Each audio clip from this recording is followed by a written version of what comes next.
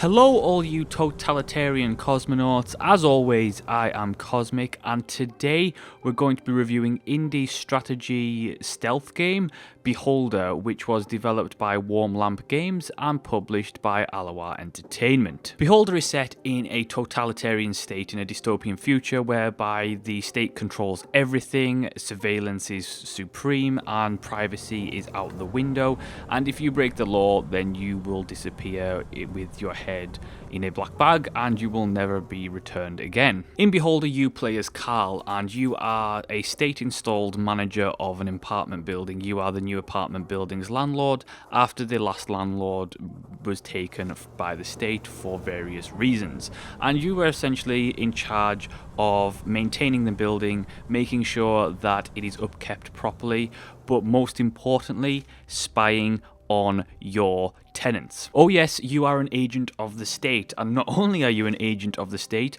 but the state decided that you no longer need sleep and they gave you some medical testing and some experiments so that you have been injected with a drug that requires that you have zero sleep for the time being. Now, your sole objective is of course to manage the property and manage your tenants, make sure they're not doing anything illegal, and if they are, you have to report it obviously to the state so that they can come and take them away to be killed. Or do you? Now, before I get into the mechanics, the best thing about Beholder is the fact that it has tons of choices and thus tons of consequences. The game is about how you want to conduct yourself within the confines of the giant totalitarian state. You can choose to empathize with your tenants, try and protect them, try and help them, or you can be ruthless and try and, report every little thing and, be a completely corrupt agent of the state. It's how you want to play the game. And the greatest thing is everything has consequences. You have your own family, you have a wife, you have 2 kids. Now helping other people against the state, so if the state, sends you a missive saying, we want person who's living in apartment number 3 to be evicted and find some dirt on them, and you do find some dirt, do you then go ahead and tell the state? But what if that guy has a baby daughter? Do you then tell the state and make that child an orphan, or do you help protect him? But if you help protect him, you're leaving yourself open to suspicion and thus leaving your family open to harm from the state. So it's a game about weighing choices up, trying to do the best thing for what you want to accomplish, and the game gives you multiple options to do that. The gameplay itself is fairly simple. It's about line of sight for the most part. You can go into people's houses while they're not there, install security cameras, and it's a surveillance game, it's a spying game. You can peep through the keyhole to find out what people are doing, and it's about keeping your eye on what everybody's doing at all times to see if there's anything illegal going on. Now, the way that this transforms is that you develop reports on people, and if you profile a tenant, that will give the state information about what they like, what their dislikes are, who they live with, what their job occupation is, and you will get paid money for that. On top of that, if you find that someone does something illegal and you want to report it, you can file a report on them with the evidence that you've gathered, and then the forces, the police, the law enforcement of the totalitarian state will come and take them away, essentially. Now, surveillance and security cameras and spying through keyholes is only one way of gathering evidence. You can talk to people, try and talk to the neighbors, see what information you can gather. If they like you, they will tell you more, but they can also dislike you. So if they find out that you're spying on them, they're going to dislike you. If they find you creeping into their house while they're home, they're going to get annoyed at you. And it's a whole manner of things that can go on. For example, you can be killed by your tenants if you make them dislike you enough. For example, I screwed over one guy who was trying to sell some dodgy canned meat, and he shot me in the face, and I was dead, and that was it. It's all about espionage. It's about playing each other against each other and weighing your choices and seeing what could happen. Now, the way the game progresses is in the missions and the quest system. So you will gain directives from the government that will tell you, product A is outlawed, and that gives you a way to find out if something is illegal or not. Then the state will issue you a more personalized mission. So they will say, we want you to keep an eye on person X, and you can do that. And then the mission will develop and the story will unfold within that mission. You also have side quests that can not only reap you money benefits and reputation benefits, and reputation benefits are used to purchase things like security cameras, but you can also directly affect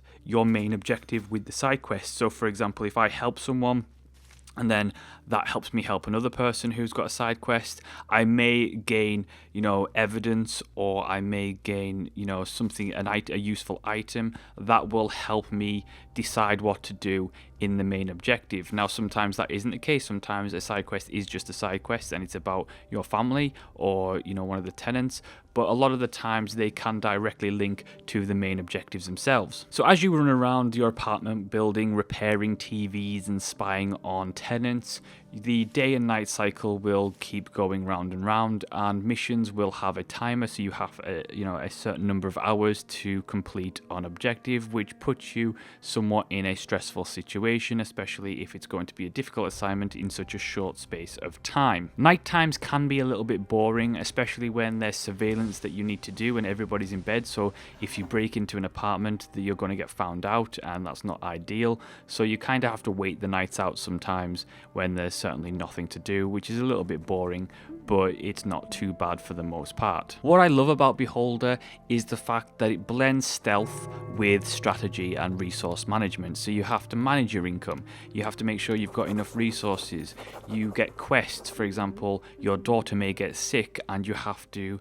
buy her an expensive surgery. Now what do? Do you focus on earning income at all costs at the sacrifices of other people? Are you going to sell people down the river to make sure that your daughter gets the health care that she needs, or are you going to try a different approach?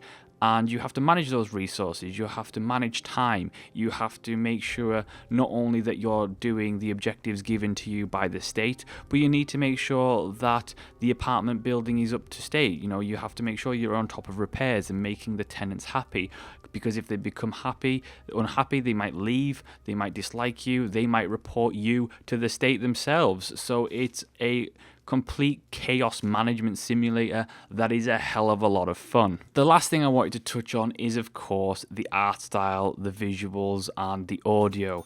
I absolutely adore Beholder's art style. I think it is phenomenal. It is definitely worth a Game of the Year mention for the art category. It sounds fantastic. It is very distinctive, and even though the characters are all black, they have characteristics, they have character, they have charm, they have emotion, which is just fantastic. And you can only do so much with a black silhouette and white eyes, but they manage to do just so much with those simplistic confines. And the hand-drawn art style of the backdrops, the ability to zoom in and out of anywhere, and the closer you zoom in, it never loses that texture resolution. It always looks fantastic. It's just a feat in of itself, and just for sheer terms of aesthetics, the game is phenomenal and well worth a look. The sound is also fantastic. There's a little bit of voice acting in there, here and there, but other than that, there's not much voice acting, but there is a great sound to it. The musical score of the game gives it an almost ominous feel, and that kind of tense, disturbing atmosphere that you would expect in the line of work that you're doing, and it all comes together to create something that is a really standout indie game. As you can tell, I highly recommend it. It is a fantastic indie game that is well worth a look. If you like games like This War of Mine, or strategy games, stealth elements, it's just totally worth a look. And I would recommend this to people who don't like strategy games, who don't like stealth games, because this game just packs in character and charm. The mechanics are executed so well, the art style is fantastic. It's just one of those games that really took me by surprise, and delivered the goods and went above and beyond what I was expecting the game to produce. It's well worth a look, and I highly recommend you go pick it up right now. So that is my review of Beholder. Thank you so much for watching and listening. As always, let me know what your thoughts are in the comments section below. If you enjoyed the video, hit the like button, hit the subscribe button, and as always, I will see you next time.